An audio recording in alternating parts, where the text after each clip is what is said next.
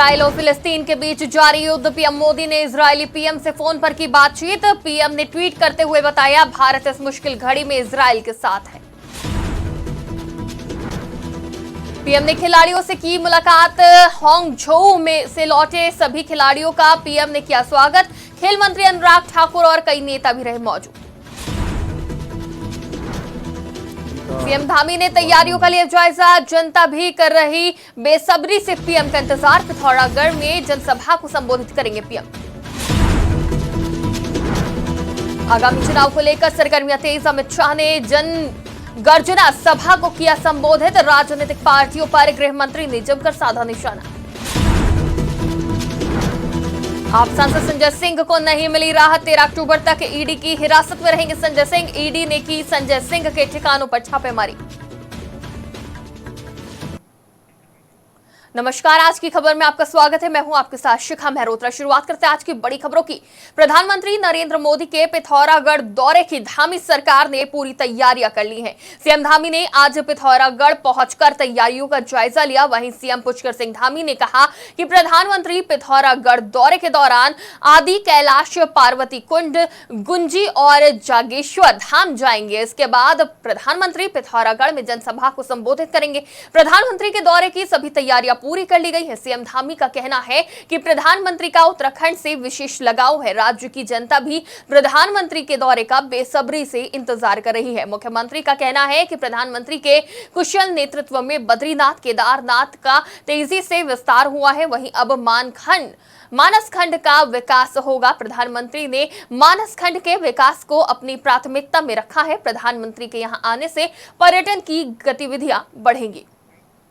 माननीय प्रधानमंत्री जी का शुभागमन होना है और यहाँ आदि कैलाश, पार्वती कुंड, गुंजी और जागेश्वर धाम और उसके पश्चात पिथौरागढ़ में वो जनसभा को संबोधित करेंगे। हमारे पूरे उत्तराखंड के लिए ये बहुत ही हर्ष और खुशी का माहौल है। वो जब भी आते हैं तो उत्तराखंड के लोगों का जिस प्रकार उनके साथ जुड़ाव है, लगाव है और उनका भी इस देवभूमि से जो कर्म वर्म का रिश्ता है, उसके कारण से हमेशा सब लोग उनका इंतज़ार करते हैं कि वो उत्तराखंड आए। और जिस प्रकार से आज उनके प्रधानमंत्री बनने के बाद केदारखंड का, चाहे ऑल वेदर 4 धाम रोडें हों, केदारनाथ जी का पुनर्निर्माण हो, बद्रीनाथ जी का पुनर्निर्माण हो, हेमकुंड केदारनाथ के लिए रोपवे के शिलान्यास हो, ऋषिकेश कर्णप्रयाग रेल लाइन हो, हवाई अड्डे का विस्तार हो, ऋषिकेश एम्स का संचालन हो, अब उसी प्रकार से बाबा कैलाश की भूमि मानस खंड का भी विस्तार हो रहा है और उन्होंने अपनी प्राथमिकता में रखा है। राज्य सरकार भी उसमें काम कर रही है और इन स्थानों पर आने से निश्चित रूप से ये विश्व के पर्यटन के क्षेत्र में, कहीं स्पिरिचुअल टूरिज्म के क्षेत्र में विश्व मानचित्र पर छाएंगे। ये हमारे लिए बहुत बड़ा अवसर है। मैं आदरणीय प्रधानमंत्री जी का देवभूमि उत्तराखंड की 1.25 करोड़ जनता की ओर से स्वागत भी करता हूँ, अभिनंदन करता हूँ कि वो दीर्घायु हों और लंबे समय तक बाबा केदार की, बाबा जागेश्वर की कृपा उनके ऊपर बनी रहे। मां पूर्णागिरी का। प्रधानमंत्री नरेंद्र मोदी ने एशियाई खेल 2023 में कमाल करने वाले खिलाड़ियों से मुलाकात की। इस दौरान खेल मंत्री अनुराग ठाकुर और कई नेता भी मौजूद रहे। वहीं दिल्ली के मेयर ध्यानचंद स्टेडियम में हुए इस कार्यक्रम में पीएम मोदी ने हांगझोउ से लौटे सभी खिलाड़ियों का स्वागत किया। भारत ने इस बार एशियाई खेलों में अपना सर्वश्रेष्ठ प्रदर्शन किया है। आपको बता दें कि भारतीय खिलाड़ियों ने कुल 107 पदक अपने नाम किए। पीएम मोदी एशियाई खेलों के दौरान लगातार खिलाड़ियों का हौसला बढ़ाते रहे थे और हर पदक जीतने पर उन्हें बधाई दी थी। खिलाड़ियों के स्वागत समारोह में खेल मंत्री अनुराग ठाकुर ने कहा, आपने खिलाड़ियों को जो सुविधाएं दी थी और जिस तरह से उन्हें आगे बढ़ाया था, उसे खिलाड़ियों ने व्यर्थ नहीं जाने दिया। खिलाड़ियों ने अपना पसीना बहाकर देश को 107 पदक दिलाए हैं। अब पेरिस ओलंपिक में भी हमारे खिलाड़ी नया इतिहास रचेंगे। परिणाम दिया है, उसके कारण देश के हर कोने में एक उत्सव का माहौल है। 100 पार की मेडल टैली के लिए आपने दिन रात एक कर दिया। एशियन गेम्स में आप सभी खिलाड़ियों के प्रदर्शन से पूरा देश गौरव की अनुभूति कर रहा है। आज मैं पूरे देश की तरफ से अपने एथलीट्स के प्रशिक्षकों को, ट्रेनर्स और कोच का भी हृदय से अभिनंदन करता हूं। साथियों, मुझे इस बात का भी गर्व है कि हमारी नारी शक्ति ने इन खेलों में जबरदस्त प्रदर्शन किया है।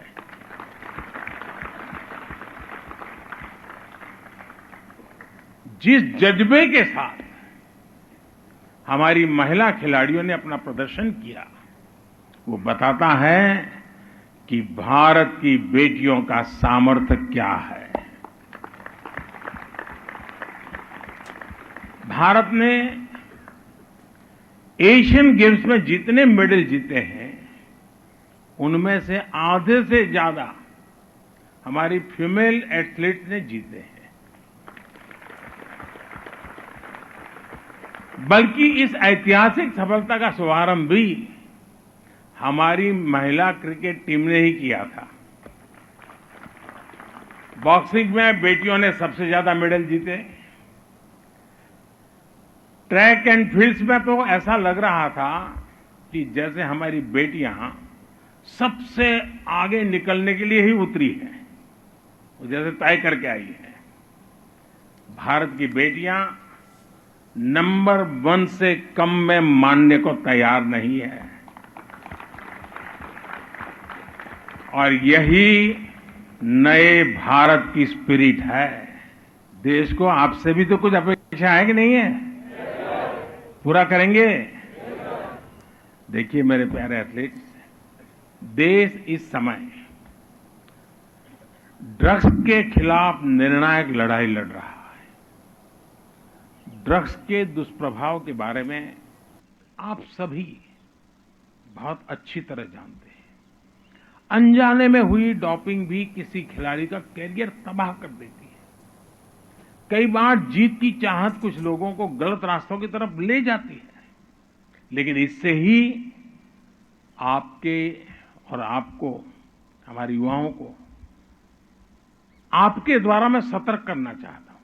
आप हमारे युवाओं को सतर्क करें, क्योंकि आप सभी विजेता हैं और सही रास्ते पर जाकर के आप इतनी सिद्धि प्राप्त कर चुके हैं।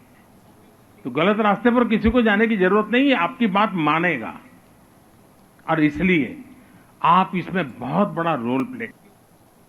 दिल्ली की शराब नीति में घोटाले के मामले में गिरफ्तार आप सांसद संजय सिंह को राहत नहीं मिली है। राउजी वेन्यू कोर्ट ने उनको 13 अक्टूबर तक के लिए ईडी की हिरासत में भेज दिया है। ईडी ने संजय सिंह की 5 दिन की रिमांड मांगी थी, लेकिन कोर्ट ने 3 दिन की रिमांड दी है। ईडी ने कोर्ट में बताया कि संजय सिंह ने घूस मांगी थी, लेकिन पेमेंट नहीं हुआ था। ईडी ने कोर्ट से संजय सिंह की रिमांड मांगते हुए दावा किया कि वो जांच में सहयोग नहीं कर रहे हैं। ईडी ने आरोप लगाया कि संजय सिंह अपने पुराने फोन के बारे में नहीं बता रहे हैं। साथ ही बताया कि कई ठिकानों पर छापेमारी की जा रही है। हमारे पास उन लोगों के बयान भी हैं जिनके यहां तलाशी ली गई, जिसमें कई आरोप सामने आए हैं। इजराइल और फिलिस्तीन के बीच जारी युद्ध में अब तक 1600 से ज्यादा लोगों की मौत हो चुकी है। दोनों एक दूसरे पर लगातार हमले कर रहे हैं और इससे मौत का आंकड़ा भी बढ़ता जा रहा है।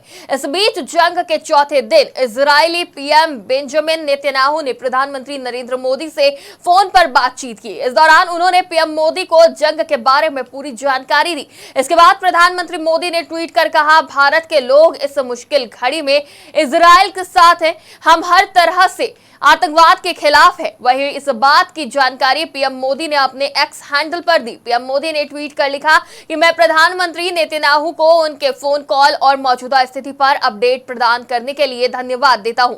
भारत के लोग इस मुश्किल घड़ी में इजराइल के साथ मजबूती से खड़े हैं। भारत आतंकवाद के सभी रूपों और अभिव्यक्तियों की दृढ़ता से और स्पष्ट रूप से निंदा करता है। नवंबर महीने में होने वाले तेलंगाना विधानसभा चुनाव से पहले भाजपा ने राज्य में अपनी पूरी ताकत झोंक दी है। इसी के चलते केंद्रीय गृह मंत्री अमित शाह ने राज्य के आदिलाबाद में आयोजित पार्टी की जन गर्जना सभा को संबोधित किया।